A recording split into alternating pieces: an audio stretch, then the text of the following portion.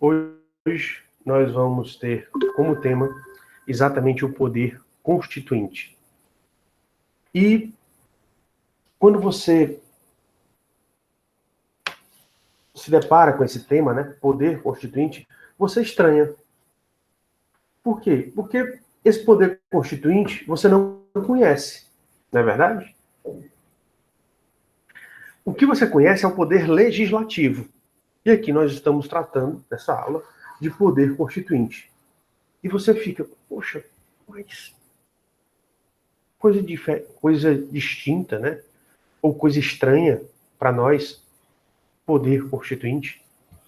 Pois bem, por que a gente precisa tratar desse poder constituinte? Nós precisamos tratar do poder constituinte exatamente pelo seguinte ponto. Nós estudamos que pós-Revolução Francesa, o sistema normativo, vamos caracterizar melhor. Nós estudamos que pós-Revolução Francesa, o direito mudou. Então, o direito ele teve várias mudanças. E o sistema normativo também mudou. Por quê? Porque você deixou de ter como as normas mais importantes do seu Estado, sendo aquelas normas feitas pelo chefe do executivo, e tais normas passaram a ser feitas por outras pessoas, pelos legisladores, representantes do povo, porque eram eleitos, e esses legisladores faziam agora uma norma diferente, que era mais importante, que era exatamente a lei. Infelizmente, com o decorrer do tempo, essas pessoas que acreditaram na lei também foram decepcionadas. Porque começaram a ver que a lei foi utilizada de maneira indevida. Então precisava existir uma nova norma. E a norma que foi concebida, naquela época, foi exatamente a Constituição. Onde seria uma norma diferente de todas as outras, porque ela estaria mais protegida da ação dos governantes. Ou seja, os governantes eles teriam menos condições de manipular, de manobrar as constituições. E as constituições iriam, pela teoria, proteger efetivamente o povo. Então, como essa Constituição ele era uma norma diferente, e essa norma diferente, ela dependia dela, a proteção do povo, ou que o Estado ele virasse novamente um sistema autocrático e ele viesse a oprimir o povo, então essa norma não poderia ser feita de qualquer maneira. Ela deveria ser feita de uma forma especial. Então, assim como foi concebido um poder para fazer as leis, também você teria que ter um poder para fazer essa nova norma, denominada de Constituição. Então, por isso que surgiu o chamado poder constituinte. Então, esse poder constituinte seria o poder dado aos parlamentares para fazer a Constituição e alterar a Constituição.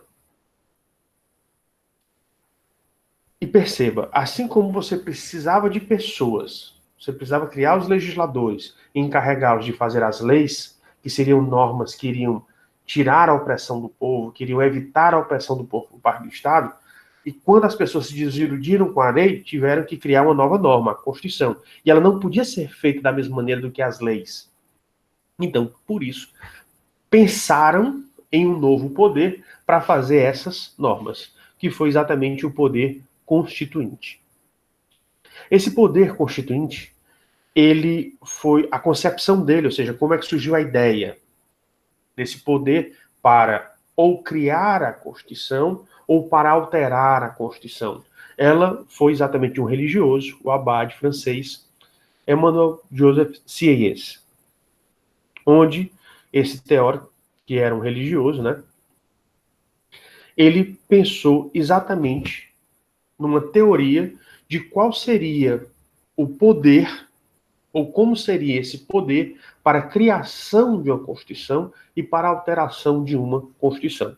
Vez que a Constituição é uma norma completamente diferente de todas as outras que existem dentro do seu ordenamento jurídico. É tanto que ela é a norma mais importante do seu ordenamento jurídico, porque ela é nela que estão concentrados todos os fundamentos que servirão tanto para a construção do seu Estado, quanto para a construção do seu ordenamento jurídico.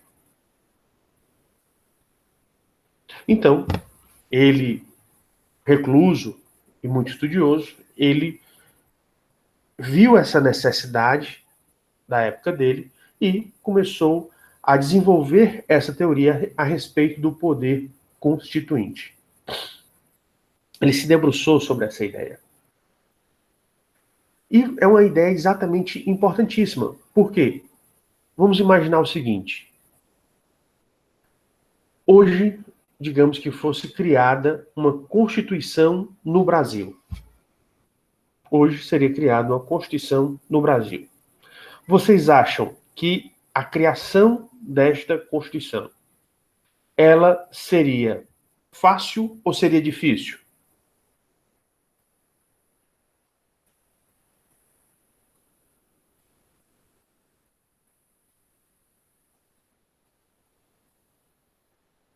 Ela seria extremamente difícil.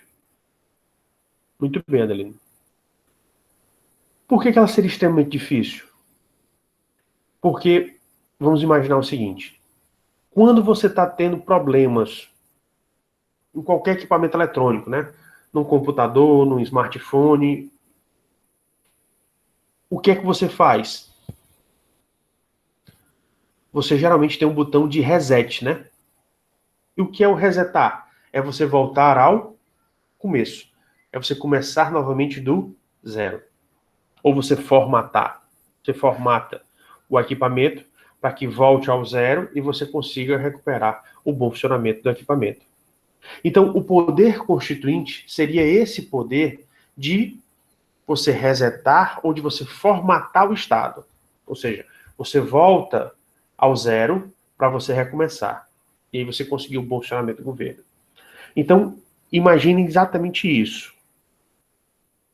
Quando você acha que o seu Estado ele não tem mais jeito, ou seja, a situação está muito complicada, as normas foram muito modificadas e, na verdade, estão prejudicando o seu Estado, então você precisa mudar o modelo.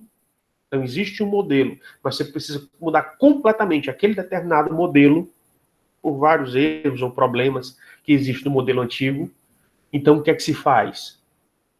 A saída é fazer uma nova Constituição. A saída é essa. Então, você percebe que a Constituição seria exatamente esse reset ou esse formatar. Você voltar ao início, você voltar ao zero. Se você volta ao zero, tem um grande risco. Por quê? Porque ao se fazer uma nova Constituição, você pode refazê-la toda. Você pode refazer tudo. Ou seja, quando você volta ao zero, você não tem nenhuma limitação. Você não tem nenhuma limitação. Você pode tratar de assuntos que a antiga Constituição não tratava. Você pode, os assuntos que a outra Constituição tinha, você pode tratar agora de maneira diferente. Então você pode tratar de coisas novas. As coisas antigas, você pode dar uma nova roupagem, você pode tratar de uma maneira diferente. Então você percebe que, ao você fazer uma nova Constituição, ou seja, ao você iniciar um novo poder constituinte, você está resetando o seu Estado. Você está formatando o seu Estado. Você está voltando ao zero. É como se você tivesse uma nova chance. E aí, com a nova chance, você pode fazer tudo de uma forma diferente. Você tem a oportunidade de recomeçar e agora recomeçar do zero e fazer diferente tudo aquilo que você fez anteriormente. Por um lado é bom, porque você tem uma nova chance. Mas por outro, é extremamente arriscado, porque você não tem nenhuma limitação. Não existe nenhuma limitação jurídica. Melhor dizendo, né? Não existe mais nenhuma limitação jurídica. E lembrem-se que o direito ele vem dar a segurança jurídica. Mas nesse momento da Constituinte você não tem segurança jurídica, porque você não tem limites jurídicos. Você formatou todo o direito. Então você pode fazer tudo aquilo que você quiser, desde que esteja de acordo com o sentimento, com a vontade do seu povo. É por isso que um governo ele pode deixar de ser democrático e se tornar ditatorial, ou sair de ditatorial e se tornar democrático. Por quê? Porque você reseta, você pode mudar o Estado todo. E é isso que é arriscado, porque você não ter limites jurídicos, você não teria tanta essa segurança. Mas você percebe que nesse momento que você faz o poder constituinte, onde você tem essa oportunidade de recomeçar, você percebe que vão ter outras limitações. Vão ter limites econômicos. Por quê? Porque a classe econômica, as classes econômicas fortalecidas, elas vão trabalhar para que as novas regras, que as novas normas que tenham dentro da sua Constituição, elas sejam mais favoráveis. Você vai ver agora, sejam consagradas ou sejam fortalecidas nessa nova Constituição, as culturais, os movimentos sociais. Então você vai agregar todos os movimentos que têm alguma organização dentro do seu Estado, eles vão começar a pressionar esses constituintes. E eles vão tentar influenciar na escolha desses constituintes. Porque o ideal é que você tenha novas eleições. E ao fazer novas eleições, cada grupo social vai tentar o máximo possível de seus representantes para que eles estejam dentro dessas assembleias constituintes e eles possam alterar as constituições, ou eles possam fazer essas novas constituições que estejam mais alinhadas com os seus pensamentos. Então, por isso que você sente tanta efervescência. Isso daí, como eu vivi a época de 86, 88, eu era muito novo, mas ainda tem muitos lampejos do que vocês não vão ter tanto. Hoje em dia vocês têm uma ferramenta aí, que é a internet, onde vocês podem ver matérias de jornais, vocês podem ver aí cenas da época, reportagens atuais, já fazendo a leitura da época da nossa Constituição, ou da nossa Constituinte, que foi de 86 até 88, como é que foram as eleições para a escolha desses constituintes, e depois como é que foi a elaboração dessas constituições. Então vocês podem hoje, assim, vocês não viveram um momento, mas hoje em dia, se vocês quiserem aprofundar esse conhecimento, vocês vão ver como o momento ele era tão diferente. E eu digo até um movimento especial dentro da nossa história. Porque você via no Congresso Nacional uma participação intensa, acho que até massiva, de movimentos sociais, políticos, econômicos, sociais, culturais,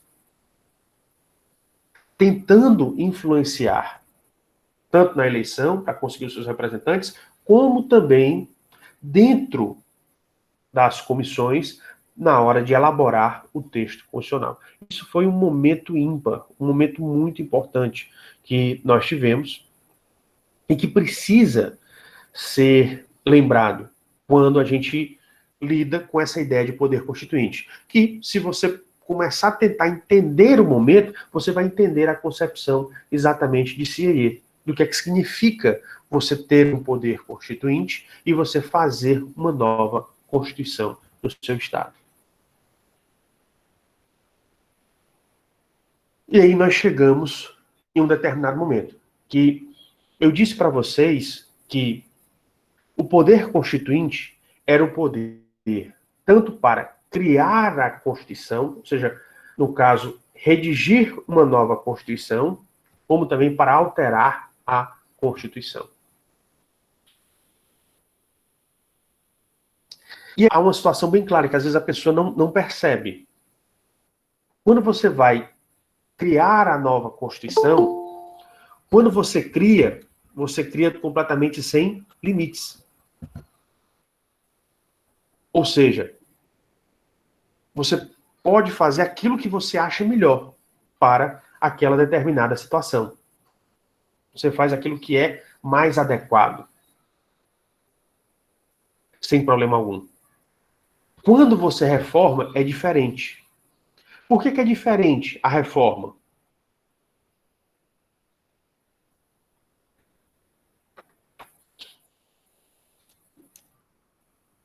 Hein, pessoal? Alguém podia falar um pouquinho sobre isso? Professor, porque tem limites. Muito bem. A reforma ela tem limites. Se a gente fizer um comparativo com uma construção, quando você tem um terreno limpo, você pode construir aquilo que você quiser. O terreno está limpo. Agora, quando já existe uma edificação, você precisa adaptar essa modificação para você conseguir modificá-la. Então, no reformar, não é você simplesmente construir. Às vezes você tem que quebrar alguma coisa. Às vezes você tem que remodelar alguma coisa para que depois você coloque do jeito que você quer. Ou, se a edificação não tiver como ser aproveitada, você vai ter que destruir para depois recomeçar. Como ocorreram aqui em Fortaleza várias situações. Você tinha casas muito boas, mas como ia se construir prédios, você não aproveita a estrutura da casa para construir um prédio. Então o que é que você faz? Você vai demolir a casa toda para você conseguir levantar o seu prédio. Então tem coisas que você não consegue reformar. Então, por isso que o poder constituinte para alterar a Constituição, ele vai ser diferente do poder constituinte para criar uma Constituição. Qual é o maior? É o poder de criar uma Constituição ou o poder de reformar?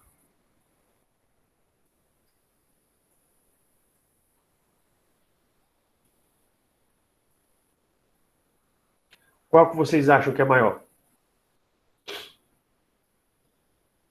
Muito bem, Anaquela. É o poder de criar.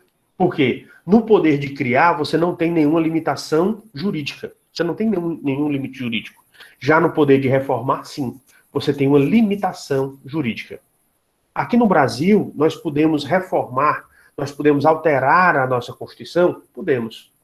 Esse poder de alteração da Constituição se vem através dos projetos de emenda constitucional ou projetos de emenda à constitucional, à Constituição, que nós conhecemos muito, e aqui tanto os jornais, quanto os técnicos em direito, quanto os juristas, eles falam muito na sigla, né? Projeto de emenda à Constituição, ou projeto de emenda constitucional. PEC, PEC. Chamam de PEC. Se você faz uma PEC, você tem que obedecer às normas definidas pelo Constituinte originário. Porque quando o Constituinte originário ele faz a Constituição, ele sabe que essa Constituição, posteriormente, ela vai ser alterada. E ele já estabelece as regras de procedimento para alteração da Constituição. Então, por isso que, geralmente, os constituintes, ou via de regra, os constituintes, eles estabelecem exatamente as regras para as PECs, para as emendas à Constituição. Então, você verifica que o poder constituinte para criar a Constituição, ele é ilimitado juridicamente. Entretanto, o poder de alterar a Constituição, ele é limitado juridicamente. Ele é limitado por quem? Pelo poder que criou a Constituição. Então, por isso que o poder constituinte, ele se diferencia em dois. O poder constituinte que cria a Constituição e o poder constituinte que reforma a Constituição. Você tem aí os dois poderes, ou as duas espécies de poder constituinte. E tem uma certa particularidade aqui, que a gente precisa analisar, né? Que são exatamente, então, se eu tenho duas espécies, elas vão ter tratamentos jurídicos distintos que nós temos no Brasil. Então, no poder constituinte originário, nós percebemos que a grande marca dele é que ele não possui limites jurídicos, ou seja, é como eu expliquei para vocês, para o direito, quando você faz uma nova Constituição, quando você estabelece um novo poder constituinte, o poder de fazer uma nova Constituição é como você resetasse, ou como você formatasse uma máquina eletrônica. Você volta ao começo. E ao voltar ao começo, quer dizer o quê? Que você tem uma nova chance, uma nova oportunidade. Ou seja, você pode fazer de novo. E aí, ao ter essa oportunidade de fazer de novo, você pode fazer diferente. Então, por isso que você não tem limites jurídicos.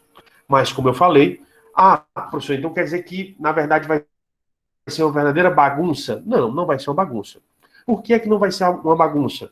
Porque você, embora não tendo limites jurídicos, você vai ter limites extrajurídicos, que são exatamente aqueles limites que eu já expliquei para vocês. Você vai ter os limites referentes aos movimentos sociais, aos movimentos políticos, aos movimentos econômicos, aos movimentos trabalhistas. Então, você vai ter movimentos de várias ideologias, de vários setores da população que vão se reunir para tentar influenciar na nova redação desta Constituição, ou na criação desta nova Constituição. Mas você percebe que juridicamente é um poder que é ilimitado, ou seja, é um poder extraordinário. Então, como esse poder é ilimitado, ele é extraordinário, esse poder constituinte originário, ele pode se estender por muito tempo? Você pode passar 20, 30 anos para fazer uma nova Constituição? Não. Ele tem que ser breve. Breve por quê? Porque você vai estar sem limites. É como se você não tivesse as regras do jogo. Como é que você pode jogar o jogo se você não tem as regras? Então, por isso que, geralmente, essas assembleias constituintes que vão elaborar as novas constituições, elas têm que vigorar por pouco tempo. Por quê? Porque tem que abrir o período de elaboração, uma boa elaboração, mas ela tem que ser encerrada para que você consiga dar essa nova roupagem do Estado e aí você consiga refazer o Estado. Agora, dentro desses novos moldes estabelecidos pela sua nova Constituição. Mas isso não quer dizer que o seu trabalho vai ser perfeito, né? Porque o trabalho vai ser feito por seres humanos. E os seres humanos, eles erram. Né? Nós falhamos. Então, por isso tem que ser passível de alterações. E aí, nas alterações, existe também o poder constituinte de alterar a Constituição. Então, você vai ter o chamado poder constituinte derivado. Por isso você tem os nomes, né? Originário, porque tem a ver com a origem. Derivado, por quê? Porque ele decorre de alguma coisa. Ele decorre da onde? Da origem, do originário. E aí, esse poder derivado, ele não tem mais um poder ilimitado. Ele agora tem um poder limitado, porque foi limitado por quem? Pelo próprio poder constituinte originário. Aqui no Brasil, a gente já vê logo de cara uma situação, que são exatamente as cláusulas pétreas, onde os parlamentares que possuem o poder constituinte derivado, eles não podem alterar toda a Constituição. Eles só podem alterar uma parte da Constituição. Por quê? Porque o próprio artigo 60, salvo engano, o parágrafo 4º do artigo 60 da Constituição Brasileira, estabelece determinadas matérias que não podem ser abolidas e nem prejudicadas, que comumente as pessoas chamam de cláusulas pétreas. Mas aqui eu queria fazer uma observação em relação à realidade brasileira. Qual é? Muitas pessoas dizem que essas cláusulas são chamadas cláusulas pétreas. Por quê? Vamos analisar o termo, né? Uma cláusula é uma estipulação feita em um contrato. Nós temos um contrato social, né, que existiria entre os membros da comunidade para exatamente formar o Estado. Então, cada estipulação desse contrato seria uma cláusula. Então, daí o termo cláusula. Pétrea. Por que é considerado pétrea? A pedra é mais difícil de mudar. Veja bem, ela não quer dizer que ela não mude. Ela é mais difícil de sofrer modificações. Então, quando você quer que alguma coisa perdure, você escreve em pedra. Então, daí, você tem as chamadas cláusulas pétreas. Lembrem-se que quem é cristão e lê a Bíblia Sagrada, quando você viu o estabelecimento do Decálogo, ou os 10 mandamentos, né, aquilo que o Decálogo nós conhecemos mais comumente como 10 mandamentos, ele foi escrito aonde? Por Deus. Ele foi escrito na pedra. Então, existe uma tradição muito antiga de dizer que aquilo que é escrito na pedra é aquilo que vai durar por muito e muito tempo. Então, daí o termo cláusulas pétreas. Então, você pensar que aquela cláusula é uma cláusula pétrea, muitas pessoas pensam, então quer dizer que isso daqui ela é imutável, ou seja, não pode sofrer alteração. Quando, na realidade, se você olha, ou se você analisa, se você ler e interpretar o parágrafo 4º do artigo 60 da Constituição Federal de 88, você vai ver que ela não estabelece uma imutabilidade. O que ela estabelece é que as alterações só podem vir para beneficiar esses temas, para melhorar esses temas, e não para aboli-lo ou prejudicá-lo. Certo? Ou seja, quer dizer que os temas que estão lá consagrados não quer dizer que esses temas eles não possam sofrer modificação. Podem, mas desde que essas modificações sejam para ampliá-los ou para melhorá-los. Nunca para aboli-los, ou seja, retirá-los, ou nem sequer para prejudicá-los. Tá certo? Então, cuidado com esse termo aí, cláusulas pétreas, porque tem um entendimento equivocado pela maior parte das pessoas. Segundo, é que esse procedimento de alteração, ele não acontece mais de qualquer maneira. Ele vai acontecer através de uma via, de um procedimento específico, que nós chamamos do processo de emenda à Constitucional, ou processo de emenda à Constituição. Ou seja, essa forma de alteração, ela não vai ser de qualquer maneira. Ela vai agora ter todo um procedimento para que ele ocorra. Vai ser cheio de requisitos e procedimentos, que no Brasil nós chamamos de processo de emenda à Constituição. E também foi estabelecido lá no artigo 60 da Constituição Federal Brasileira.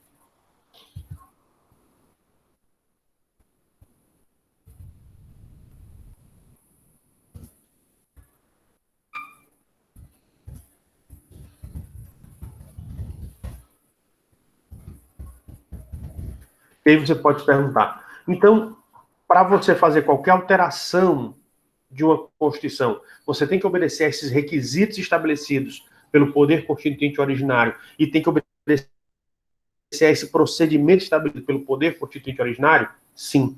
A resposta é positiva. Porque se você não obedecer aos requisitos ou você não obedecer ao procedimento que foi estabelecido, a sua alteração está eivada de vício. E, como vocês estão aqui no início do estudo de vocês a respeito do direito, eu queria só esclarecer que dentro do direito existem dois tipos de vícios.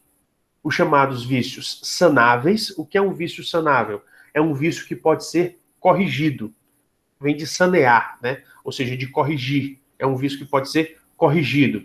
E os vícios insanáveis. E o que é que significa o insanável?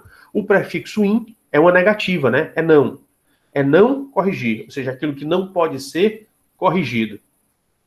Pois bem, no caso da alteração da Constituição, se você não seguir os requisitos estabelecidos ou não seguir o procedimento estabelecido pelo Poder Constituinte originário, nesses dois casos, tudo que você fizer que desrespeitar a essas regras, ao que foi ali estabelecido, se torna vício insanável. Então, quer dizer que todo o seu trabalho ele vai estar prejudicado, ou seja, você não vai poder aproveitar nada deste trabalho.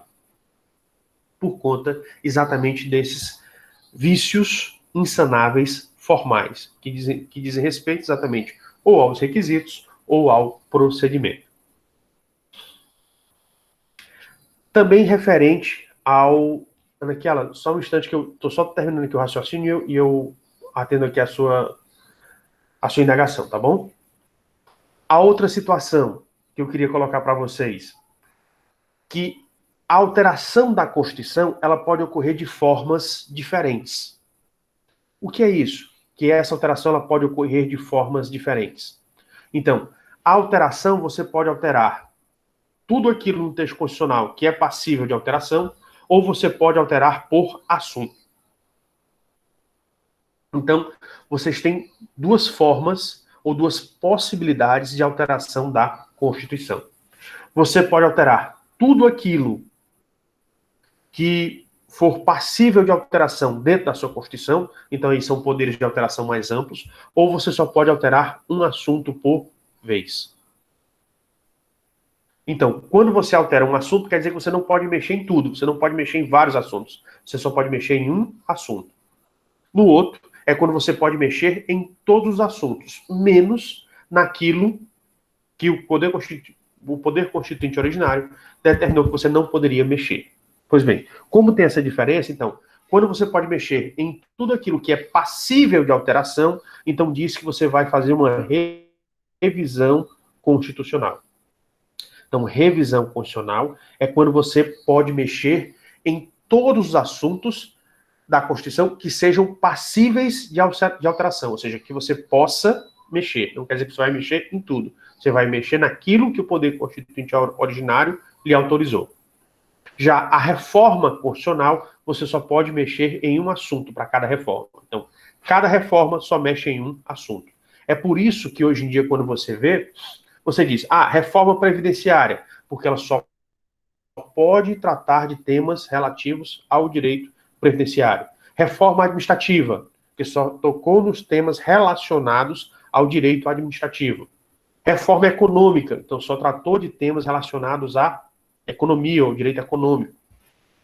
E assim por diante. No Brasil, atualmente, só é possível fazer reformas. Por quê? Porque o ato das disposições constitucionais transitórias, ele estabeleceu somente uma possibilidade de revisão no Brasil. Que revisão foi essa? Foi logo após o plebiscito, que decidiu, 5 anos depois da promulgação da Constituição, foi feito um plebiscito no Brasil, onde a população foi consultada para saber se ela continuaria a ser uma república ou voltaria a ser uma monarquia. E se ela continuava a ser presidencialista ou se tornava parlamentarista. Foi feito esse plebiscito. Então, se tivesse uma alteração, se voltássemos a ser uma monarquia e se nos tornássemos um parlamentarismo, a Constituição deveria ser muito modificada. Então, por isso que logo depois desse plebiscito é que foi estabelecida uma revisão constitucional. A única que está prevista no texto constitucional até hoje, que é no ADCT, foi essa, revisão constitucional. Não existe mais nenhuma outra previsão. Isso não quer dizer que não possam sofrer novas revisões, mas aí deve-se fazer um projeto de emenda constitucional para mexer nesse artigo do ADCT, do Ato das Disposições Constitucionais Transitórias, para fixar uma nova revisão constitucional. Por enquanto, então, não existe previsão. É por isso que todas as alterações depois de 93 são todas elas através de reformas. Ou seja, qualquer alteração só é feita para uma única, para cada assunto. Então, cada alteração hoje em dia só pode de um assunto. Entendida essa diferença entre a revisão e a reforma,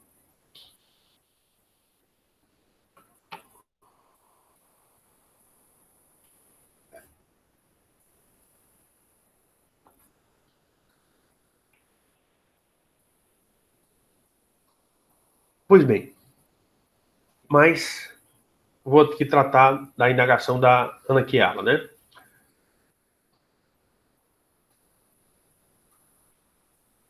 Eu acabei de esclarecer, né, Ana Chiara, porque você pediu essa diferenciação entre revisão constitucional e reforma, eu acabei de tratar, né? Ok, tá certo. É porque eu estou numa linha de raciocínio, e nessa linha de raciocínio, a gente vai segui-la dentro desses termos. Então, por isso que eu peço muitas vezes um tempo para que eu possa finalizar o raciocínio, para que a gente possa tratar das indagações. Agradeço aí também a sua paciência, e ainda bem que eu já estava tratando do assunto, né? Bem, então, visto isso, nós temos que entrar em um outro ponto. Por quê? No Brasil, nós somos uma federação. E aqui eu queria deixar uma situação bem clara. Como na Unilab nós temos tanto alunos brasileiros, como nós temos alunos estrangeiros, perdão, eu não gosto mais de utilizar o termo alunos, né? Então nós temos acadêmicos brasileiros e acadêmicos estrangeiros, a gente tem essa diferenciação. E aí, por isso que eu peço, principalmente aos nossos estudantes estrangeiros, que percebam essa situação. aquilo que eu vou falar agora não é aplicável para os países de vocês, ou para, eu acho que a grande parte dos países de vocês. Por quê? Porque a grande parte dos países de vocês, o maior número são estados unitários e não federações. Então, o que eu vou falar agora é somente para as federações. Então, quando o poder constituinte ele é aplicado em estados federados, ou seja, estados que adotam como forma de estado uma federação, você sabe que uma federação clássica, pelo menos você tem 3 entes políticos. Você tem o poder central, que geralmente nós chamamos de governo federal. Você tem onde é sediado esse poder central, que é o Distrito Federal, que nós chamamos de governo distrital, e você tem os poderes periféricos, que são chamados, em regra, de governos estaduais. No Brasil, nós temos um quarto, né, que seriam os governos municipais, que foi uma peculiaridade, uma exceção trazida pela Constituição Federal de 88. Tem suas discussões, mas eu sou adepto que seria um quarto elemento da Federação Brasileira. Então, o poder constituinte nesses estados federados, ele tem essa particularidade. Por quê? O poder central, ele tem a sua Constituição, mas os poderes periféricos também têm as suas constituições. Então, o poder central tem a sua Constituição, mas também os poderes periféricos também têm as suas constituições. Exemplo, quem analisar o ordenamento jurídico do Estado do Ceará perceberá que ele também tem a sua Constituição. Ou seja, nós temos uma Constituição do Estado do Ceará. Agora, a peculiaridade. Quem é maior? É a Constituição Federal Brasileira ou a Constituição do Estado do Ceará? Hierarquicamente, a Constituição Federal está no status maior do que a Constituição do Estado do Ceará. Por quê? Porque a Constituição Federal é aquela que representa o poder central. É por isso que essa Constituição ela é chamada de quê? De federal. Então, federal aí é um adjetivo para esse substantivo. O termo Constituição está sendo utilizado como substantivo e o federal vem como adjetivo para qualificar essa Constituição. Está dizendo que essa Constituição é a Constituição do poder central. Quando você fala Constituição estadual, o estadual também, a Constituição continua a ser um substantivo, e o estadual é um adjetivo, onde esse adjetivo ele qualifica a Constituição. Ele diz que é a Constituição de um Estado. Então, ele quer dizer que esta Constituição é de um poder periférico. Ou seja, se ele é de um poder periférico, ele tem que estar submetido ao do poder central. Então, daí você tem essas diferenciações. E você tem a Constituição Federal e as constituições estaduais. Pois bem, o mesmo poder que você cria e altera a Constituição é o mesmo poder que você cria e altera a Constituição Federal. É o mesmo poder que você cria e altera as constituições estaduais? Não. Porque o poder de criação da Constituição Federal, no caso de federações, se for Estado unitário, só tem uma Constituição, né? Então, o poder de criar a Constituição. Se forem Estados federados, o poder originário, ele só se refere, veja bem, somente se refere à Constituição Federal. Então, o poder constituinte originário só se refere à Constituição Federal. O poder constituinte derivado, ele vai valer para as alterações da Constituição Federal e para a criação e alterações das Constituições estaduais.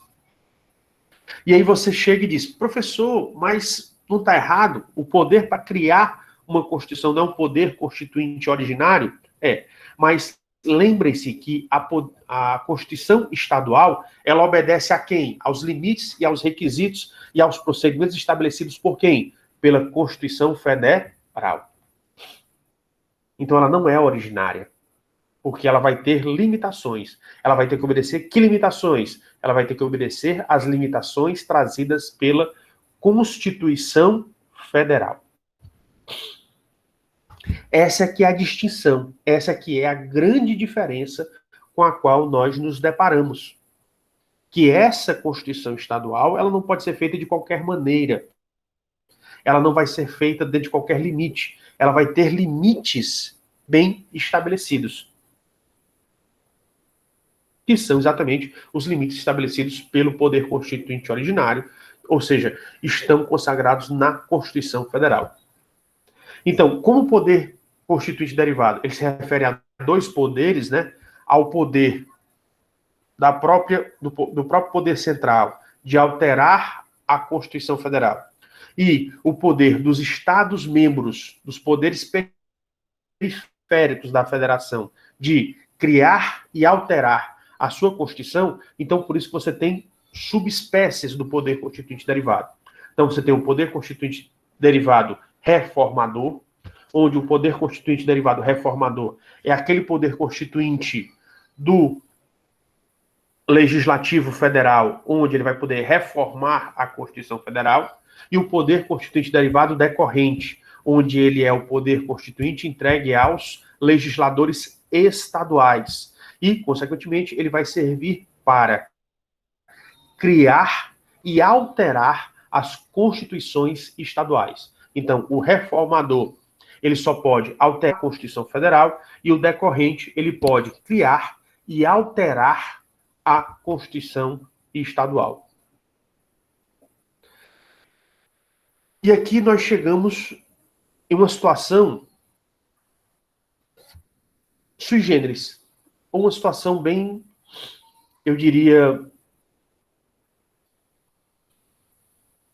particular. Por quê? Quando você vai exercer o poder constituinte originário, ou seja, quando você vai criar uma nova Constituição em um Estado unitário, ou vai criar uma nova Constituição Federal em um Estado federal, faz-se ou cria-se uma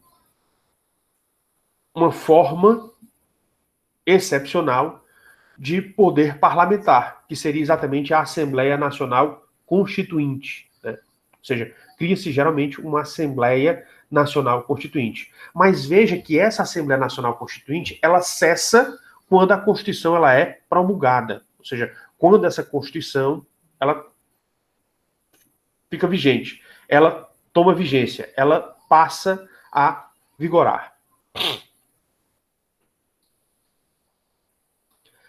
Mas toda vez que se altera a Constituição, você também tem um poder constituinte.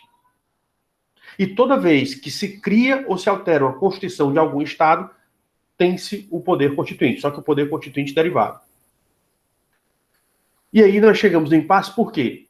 Porque o que é que você faz mais dentro de um legislativo? Depois que você faz uma nova Constituição, os parlamentares, eles vão fazer mais leis ou vão mexer mais na Constituição? Eles vão fazer mais leis. Então você tem um poder legislativo. Agora, esse poder legislativo, o poder dos legisladores para fazer as leis, os mesmos legisladores que vão fazer as leis, eles também, quando necessário, vão fazer as alterações à Constituição. Então você diz que naquele momento em que os legisladores, no caso, no âmbito federal brasileiro, você tem os deputados federais e os senadores. Quando eles estiverem tratando de projetos de emenda à Constituição, naquele momento eles não estão exercendo o poder legislativo. Eles estão exercendo o quê? O poder constituinte derivado. Mais especificamente, como é no âmbito federal, o poder constituinte derivado reformador. E quando os deputados estaduais estiverem ou elaborando as suas constituições ou reformando a sua Constituição, alterando a sua Constituição estadual, eles estão funcionando como poder constituinte derivado decorrente. Mas vejam que eles só funcionam como poder constituinte derivado em alguns momentos, quando eles vão fazer ou alteração, no caso federal, alteração da Constituição, ou, no caso estadual, quando eles vão criar ou alterar suas constituições. É somente neste momento que eles funcionam como poder constituinte. No restante do momento, eles funcionam como sendo o poder legislativo. É por isso que nós continuamos a chamar eles de poder legislativo, porque é a atribuição maior, mas sem esquecer que, quando necessário, eles podem também exercer a atividade de poder constituinte derivado. E você pode se perguntar, ou alguns doutrinadores dizem, mas o mais importante é o poder constituinte derivado. Sim, eu concordo. O mais importante é o poder constituinte derivado. Mas o que acontece? Você pode manter dois tipos de parlamentares? Um parlamentar para fazer as leis e outro parlamentar para mexer na Constituição? Não dá. Os cofres públicos não aguentam, né? Então, por isso que o mesmo parlamentar que faz as leis ou altera as leis é o mesmo parlamentar que vai fazer também essa alteração da Constituição, certo? Então, por isso que você aproveita o mesmo parlamentar para fazer as duas coisas. Só que naqueles momentos em que eles estão tratando daqueles assuntos, eles estão exercendo poderes diferentes. Vocês conseguiram compreender?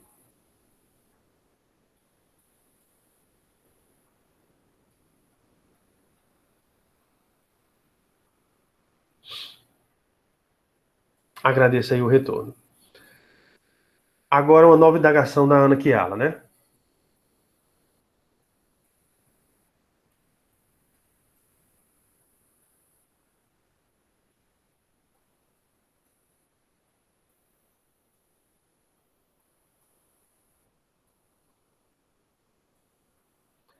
Ana Chiala, deixa eu ver aqui se eu entendi. Ela está fazendo a seguinte indagação.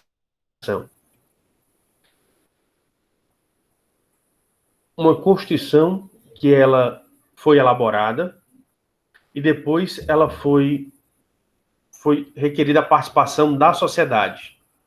É isso que você quer dizer?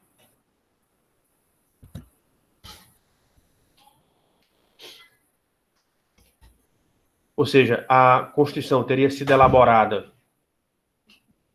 pelos governantes e depois eles submeteram essa Constituição à vontade popular, ou seja, a um plebiscito, a um referendo do povo. É mais ou menos isso daí que você está colocando? Se não for isso,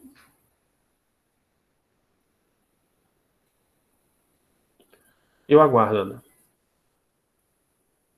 É porque não ficou para mim bem descrito. Eu queria só que você fizesse esse esclarecimento. Então, essa Constituição, quem foi que elaborou ela? Teve a participação popular? Não teve? Ou seja, ela foi elaborada e depois teve a participação popular? Ou durante a elaboração já teve a participação popular? Porque aí, em cima disso é que a gente pode dizer se ela realmente foi promulgada ou se ela foi outorgada. Ou pode ser também uma Constituição que seja chamada de cesarista. Ou seja, é aquela Constituição onde, na verdade, ela foi outorgada, mas quer dar uma roupagem de ser uma Constituição promulgada, né? Ou seja, na verdade, quer se...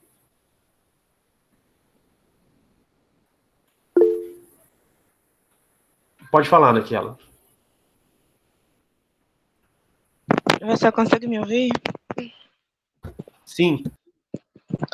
A minha questão é a seguinte: o professor quase chegou lá, mas entendo que não pegou muito, porque eu também fiz uma confusão aí na escrita, né? Mas a minha questão é a seguinte: tipo assim, na elaboração da Constituição, para que ela seja para que seja considerada uma Constituição promulgada, é necessário que tenha a participação da sociedade civil, certo? Certo. Certo. Vamos supor que uma Constituição, né, na elaboração foi aberto para um tempo específico, para a sociedade civil e os demais representantes do povo. Só que, em algum momento, não houve aderência de propostas para a constituição da mesma. A minha questão é a seguinte: só pelo facto de não ter tido participação, ainda que houvesse abertura, ela deixa de ser promulgada e passa a ser outorgada, ou é ao contrário? Certo, vamos lá. Então, ela foi feita por um determinado partido e possibilitou a participação popular, mas não houve essa participação popular. É isso? Certo, professor. Certo. Vamos agora à segunda pergunta. Não houve a participação popular, porque realmente o povo concordava com aquilo que estava sendo estabelecido, ou o povo tinha medo de participar? ou dificultava a participação dele? Eu acredito que no contexto que eu fui ver, o povo tinha um certo receio de participar e também talvez não tenha se passado assim, não tenha se tornado público o suficiente para a Foi, adesão do mesmo povo. foi dificultada, então, a adesão do povo? Sim. Então, ela está mais... em vez de você colocar só que ela seria promulgada ou outorgada, ela, na verdade, a roupagem dela aí está mais como se fosse uma Constituição cesarista. O que é uma Constituição cesarista ou uma Constituição populista? A Constituição cesarista ou populista é aquela que exatamente quer enganar a sociedade internacional ou quer enganar o povo. Como? Diz que ela foi democrática, mas de fato, na essência, ela não foi. Né?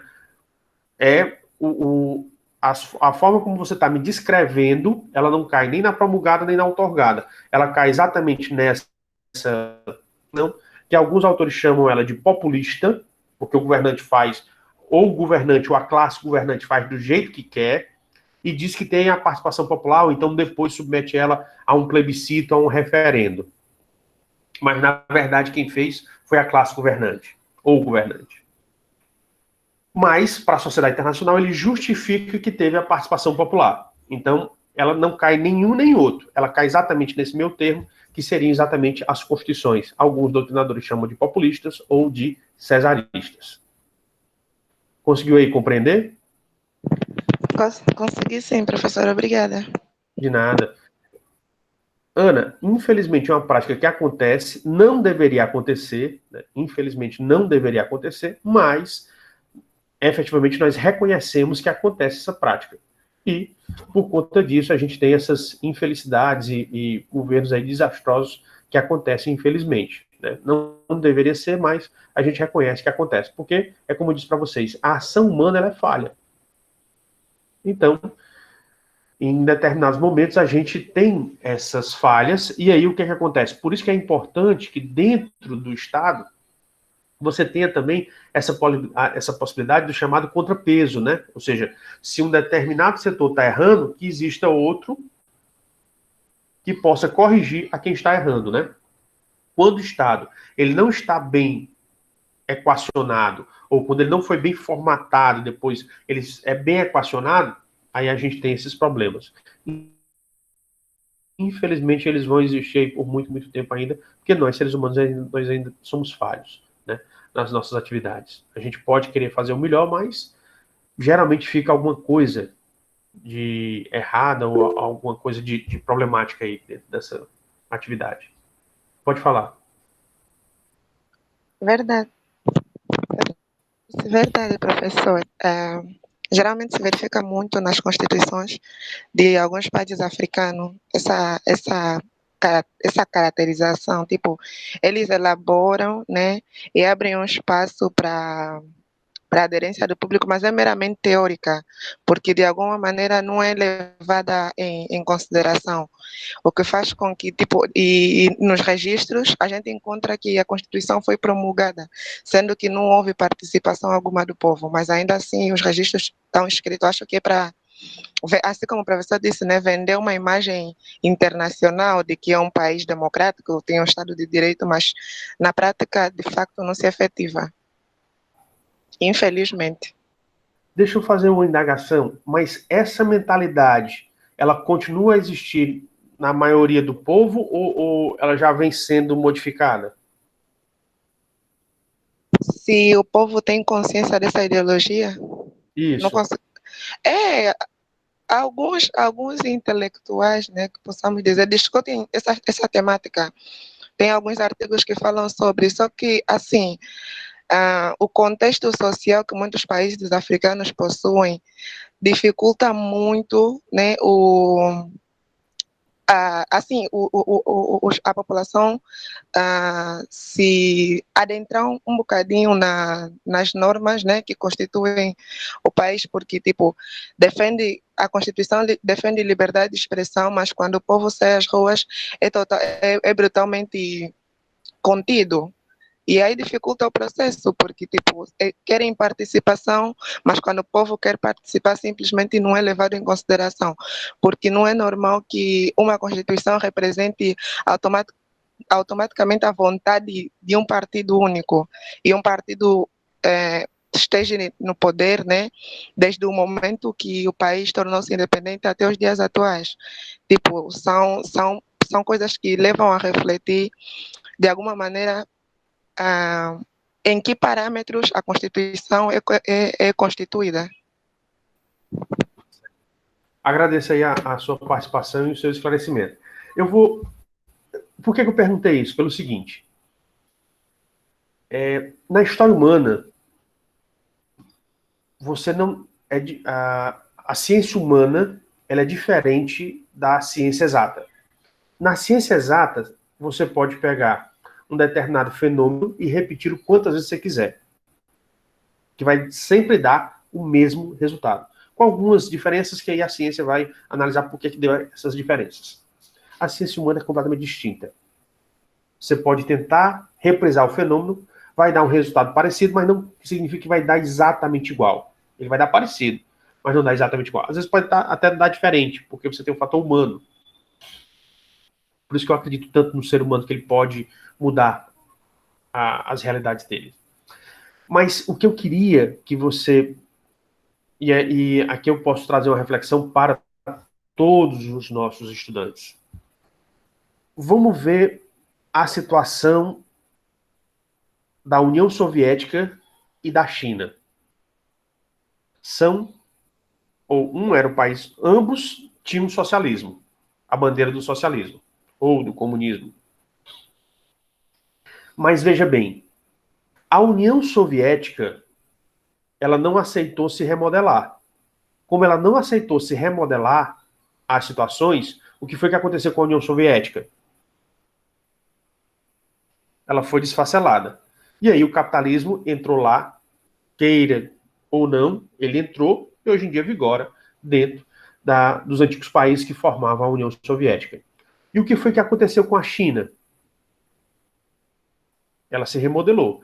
Claro que ela ainda tem seus problemas, mas ela se remodelou. Hoje ela é uma economia de mercado. Ou seja, ela tentou se readaptar a essa nova situação. Veja outra particularidade.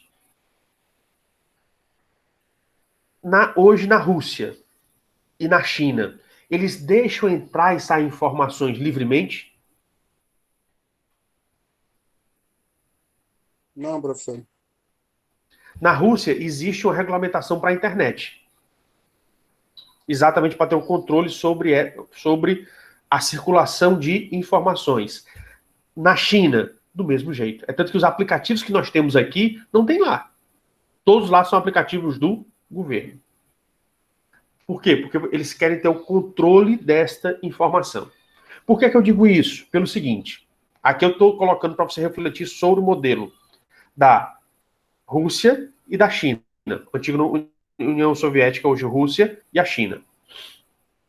Vamos ver o modelo que você tem, digamos, nos países árabes. Os países árabes, antes, eles eram mais conservadores ou menos conservadores? Eles eram mais conservadores.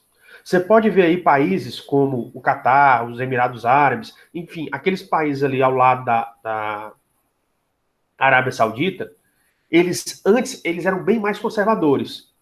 Quando eles entraram em contato com os ocidentais e os ocidentais começaram a levar uma nova cultura, o que foi que aconteceu?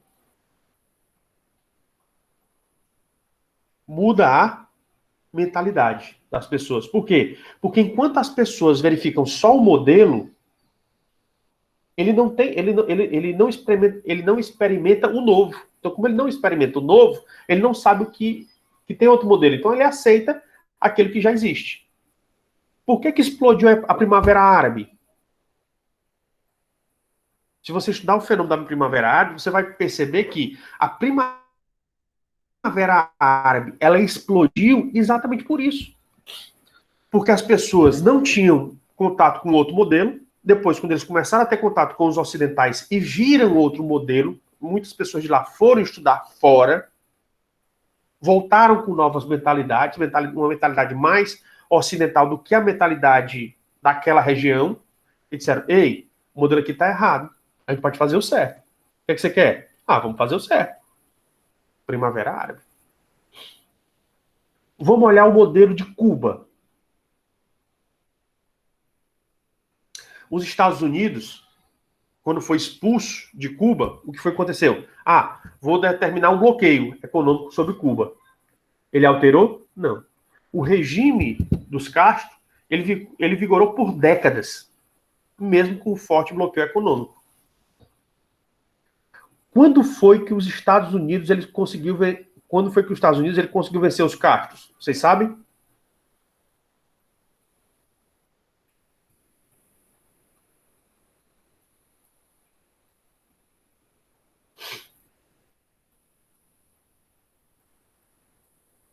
Pois bem, eu falo para vocês. Os Estados Unidos ele só conseguiu vencer os Castros quando ele fez um acordo com Cuba e permitiu o turismo. E permitiu o acesso dos cubanos aos Estados Unidos e o acesso de estadunidenses a Cuba. Ou seja, ele se abriu. Ele abriu o comércio dele. Fez o inverso, né? Ele abriu o comércio. Por quê, pessoal? Porque quando o ser humano ele entra em contato com o novo, e esse novo é melhor do que o que ele tem dentro de casa, o que é que ele vai fazer? Ele vai ficar calado ou ele vai voltar para casa e lutar para que o novo ele seja implementado? Para que haja alteração? Ele vai lutar exatamente para isso. Então, quando você vê que os Estados Unidos ele mudou a política, o que foi que aconteceu com os Castro? Caíram. Os Castro caíram. Efetivamente, Ana Kiala, é uma luta, mas essa luta é uma luta diferenciada. Não é uma luta por violência, não é você lutar corpo a corpo, é você lutar ideia a ideia. Porque quando você mostra para o ser humano uma ideia nova e mostra para ele que essa ideia nova ela pode ser implementada, ela vai trazer benefícios, o que é que a pessoa faz? Ela vai lutar ideologicamente por essa nova ideia. Porque ela sabe que se ela puder aproveitar, ou as gerações futuras vão poder aproveitar essa nova ideia, então ela vai lutar por ela até o fim. E aqui não significa uma luta armada ou uma luta violenta, mas é uma luta de ideias. É você mudar a mentalidade. E aí, você mudando a mentalidade, o próprio povo vai exigir dos seus governantes também uma mudança. Porque se o povo muda a mentalidade e o governante não muda, o que é que você faz? Você muda os governantes. Entendeu agora o que eu quis lhe passar? Então, quando um Estado ele começa a se abrir para o mundo, ou seja, começa a aceitar duas coisas. Então, o importante para você conseguir efetivamente trazer mudanças são duas coisas. Primeiro, você abrir o seu comércio. Porque quando você começa a abrir o seu comércio, pessoas estrangeiras começam a negociar com você.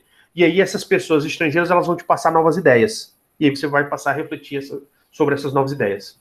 E paulatinamente as pessoas vão concordar com essas novas ideias, se elas acharem que elas são proveitosas, certo? Que elas realmente serão benéficas para o seu Estado. Primeiro. E segundo, quando ele começa a abrir culturalmente, de forma a cultura, e a cultura aqui no sentido mais amplo, tanto a questão educacional, permite que pessoas do seu estado vão estudar fora, quando eles voltam, eles já voltam com outra mentalidade, e também que ele permita que pessoas de fora visitem o seu estado. Porque essas pessoas de volta, quando visitam o seu estado, eles vão começar a falar. Ah, isso daqui é diferente do nosso estado. Ah, isso daqui, no meu estado é assim, no seu é assim. Isso vai gerar com que também a sociedade comece a refletir. Porque toda aquela sociedade que está em contato com esses turistas, ou com essas pessoas, com esses estrangeiros, que começam a confrontar a realidade deles com essas outras realidades que eles têm, eles passam a refletir e dizem, olha, eu quero aquela realidade, essa minha aqui está errada, então a gente vai ter que buscar aquela realidade. Pode falar, Naquiela.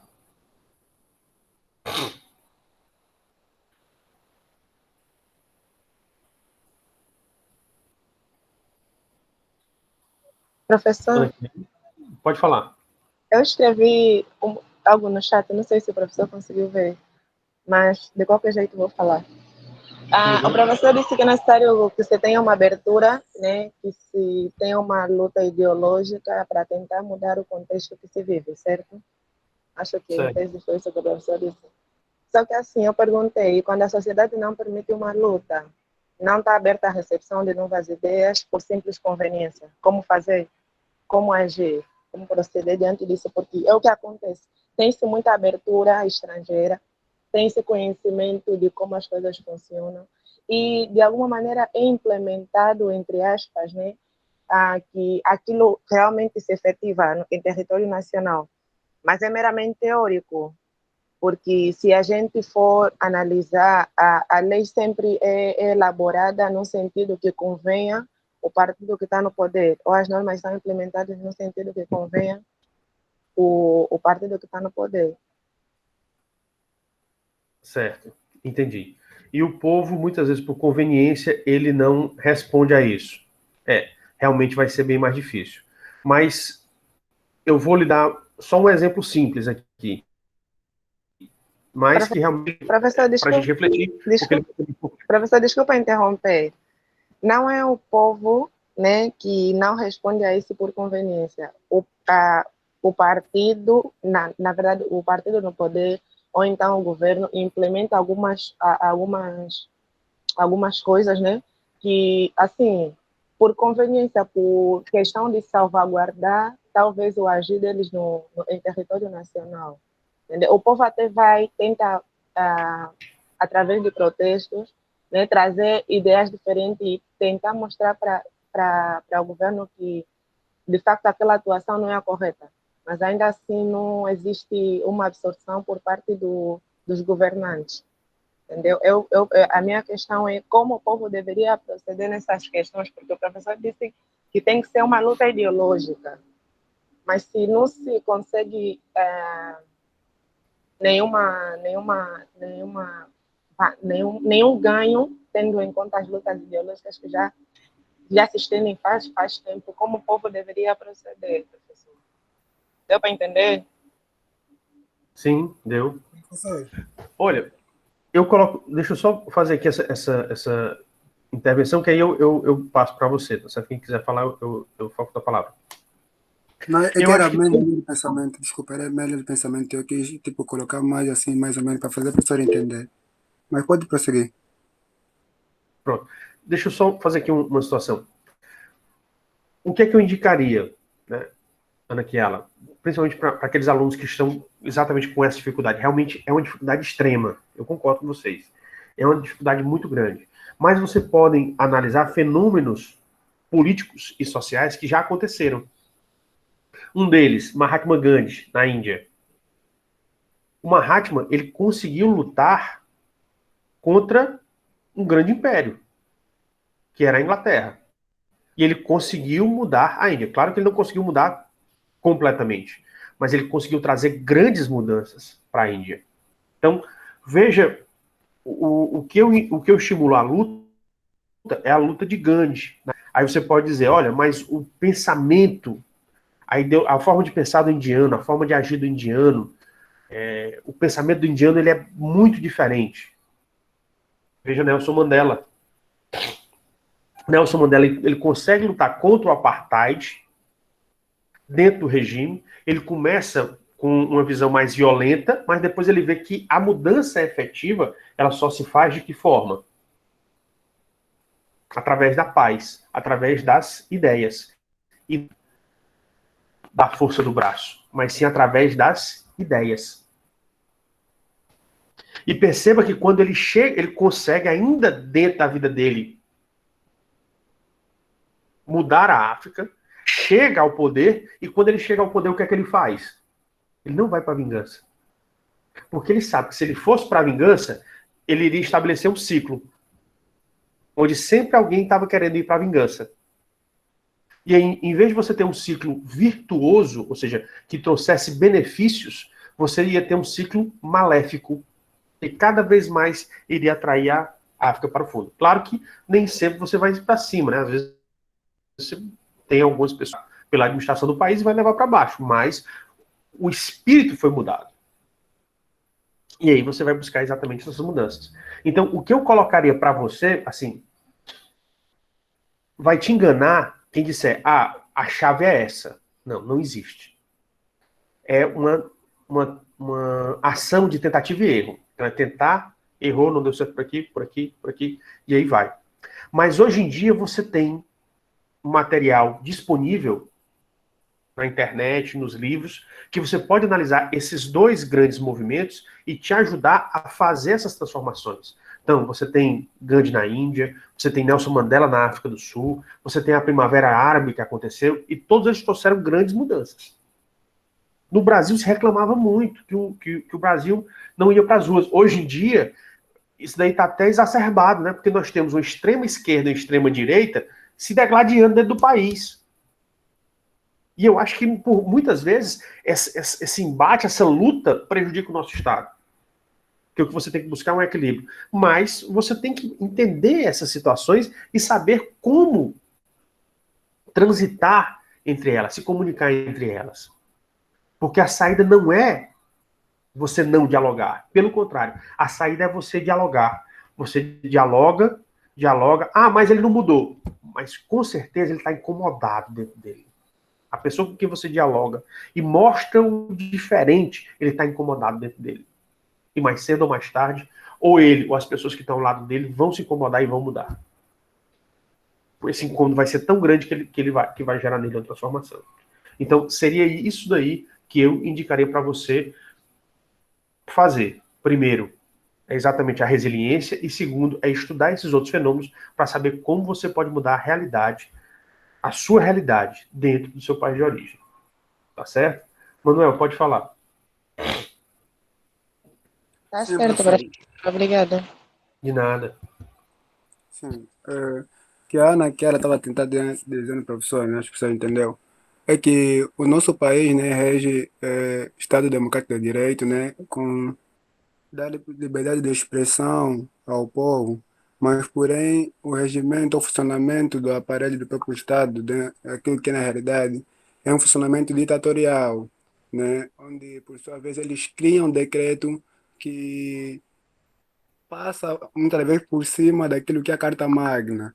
Porque quando o povo vai manifestar, que é um direito, por exemplo, que lhe concede, né, no seu artigo 46 da nossa Constituição, é, esse povo tipo, é colocado polícia aí na rua para repreender ele, muitas das vezes, né, usar a força policial para com o povo, mas está a exercer o seu direito, né, que está escrito na Carta Magna. Então, o Estado tem criado, né, decretos que é para salvaguardar os interesses dele, violando assim a nossa Constituição.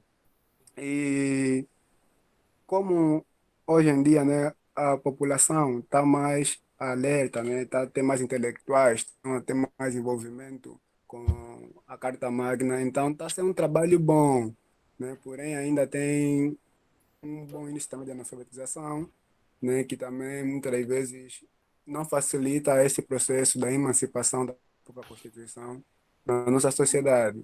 Então, é basicamente isso. Nós temos esse direito, né, embora sejamos um Estado unitário, temos esse direito velado na nossa Constituição, mas o governo em si, né, e os seus parlamentaristas, que são a maior parte dos legisladores, né, partidários, eles criam e quando vão, assim, por exemplo, para aprovar alguma lei na Constituição, né, que essa que estamos a viver, você vai conseguir ler nos nossos trabalhos, né, de 2010, é a primeira a ser promulgada, porque as outras eram lei constitucional, né, de 75, um dia antes da independência, e de 1992, essa de 2010, que vive no nosso país, é a primeira, assim, vamos assim dizer, a Carta Magna, e está a ser, né, violada pelos interesses deles, pelos interesses deles.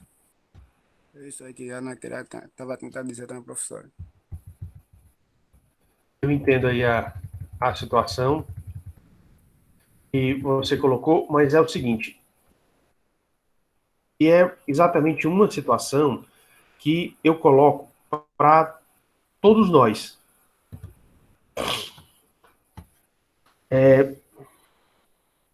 Muitas vezes nós somos levados a olhar digamos, para a Europa, os países europeus. E aí você diz, poxa, o país europeu ele é diferente e tal.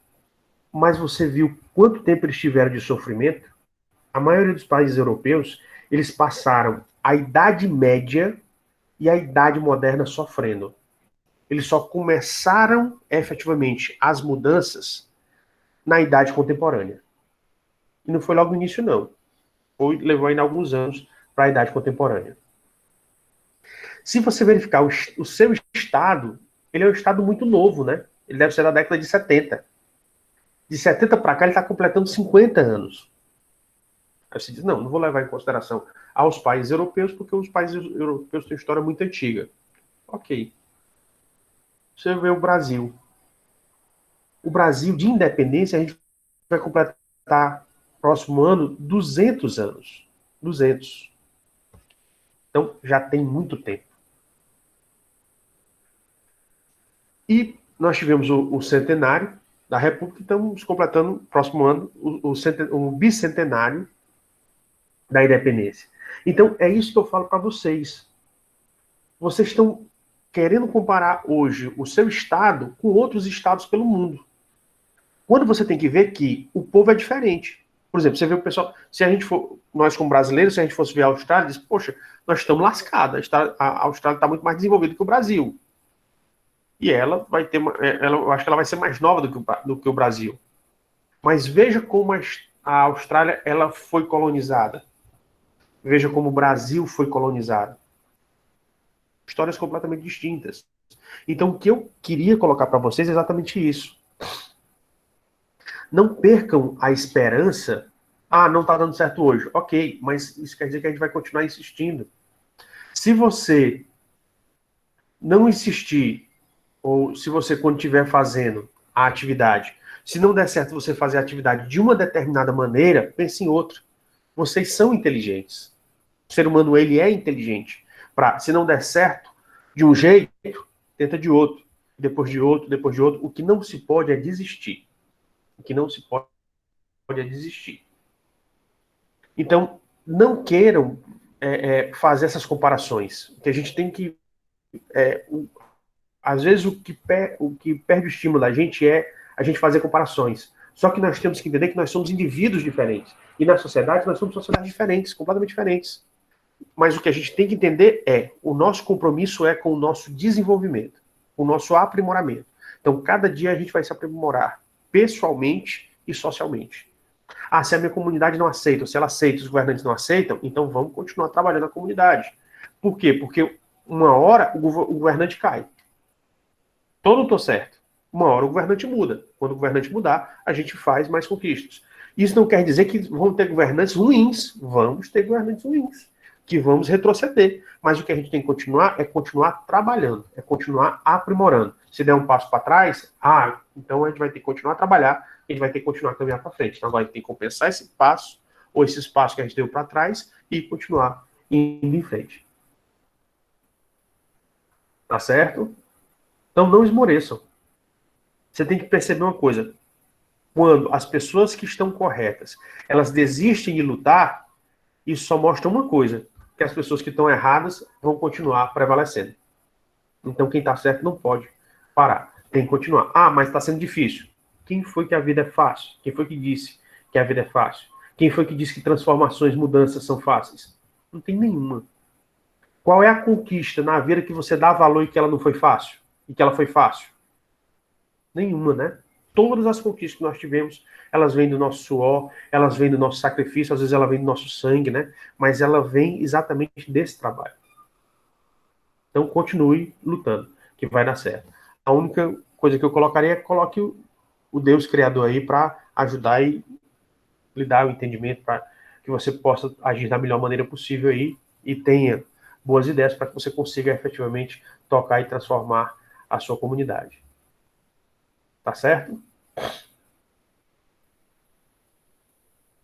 Tá certo, professor. O Tito está falando aqui, essa participação precisa ser através de uma incessante luta na edificação de uma sociedade civil proativa e comprometida com a transformação. É isso mesmo, Tito.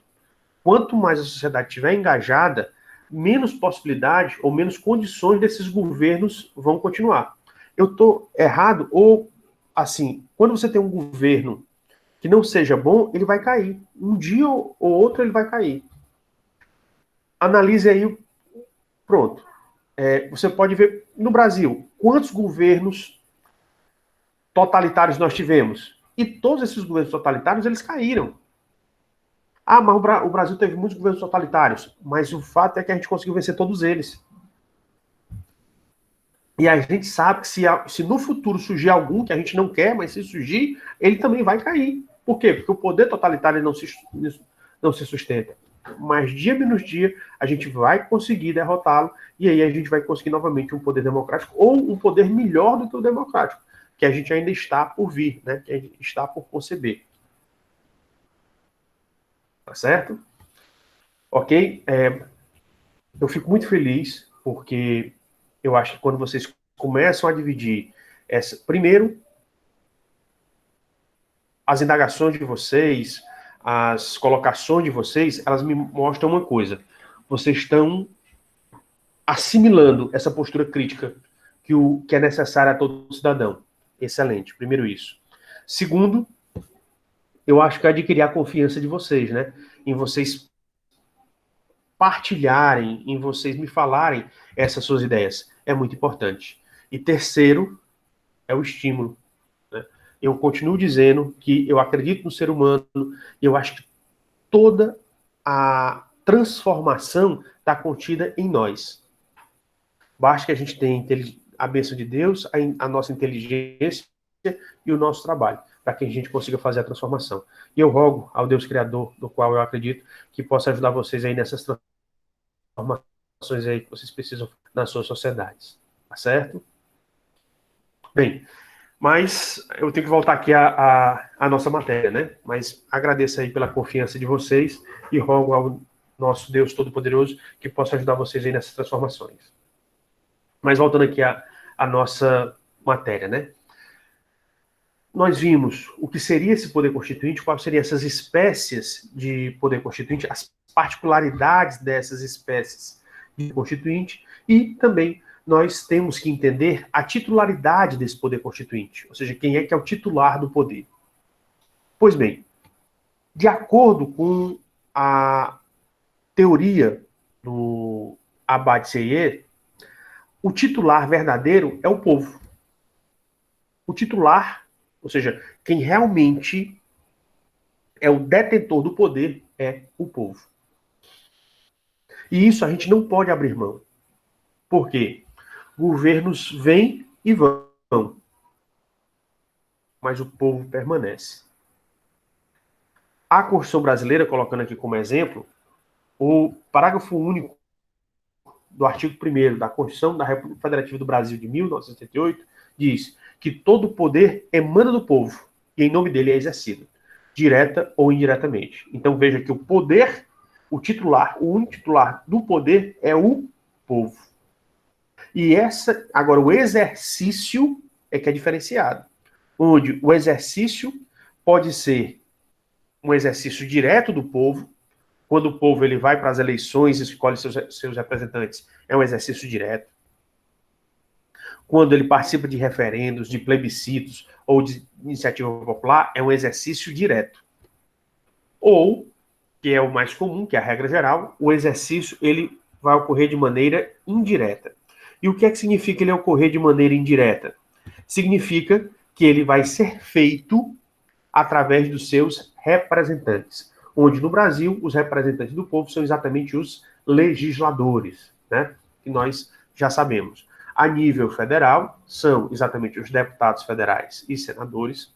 A nível estadual são os deputados estaduais e a nível municipal são os vereadores. E dentro do Distrito Federal são exatamente os deputados federais. Então perceba bem essa distinção entre titularidade e exercício. Porque isso daqui tem que ficar bem nítido nas nossas mentes para que nenhum governante ele venha e diga que a titularidade é de fulano, é minha. Isso daí não pode, o povo não pode ser enganado. A titularidade é do povo e o exercício é que pode ser diferenciado. Esse exercício ele pode ser direto ou indireto. Tá certo? Meus caros, como o que nós estamos trazendo aqui, na verdade, a gente não está aprofundando sobre direito constitucional, mas a gente está trazendo noções de direito constitucional, ou elementos de direito constitucional, para que você entenda melhor o que nós teríamos a tratar sobre poder constituinte, que fala exatamente que tem a ver com o direito constitucional, era exatamente isso que a gente tinha a tratar com vocês. Eu pergunto a vocês, sobre esse assunto, alguma dúvida?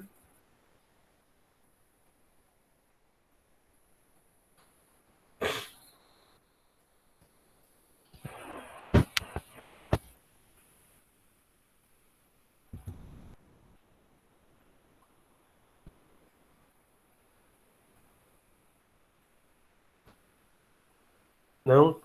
Então, eu agradeço aí a atenção de vocês, de todos vocês.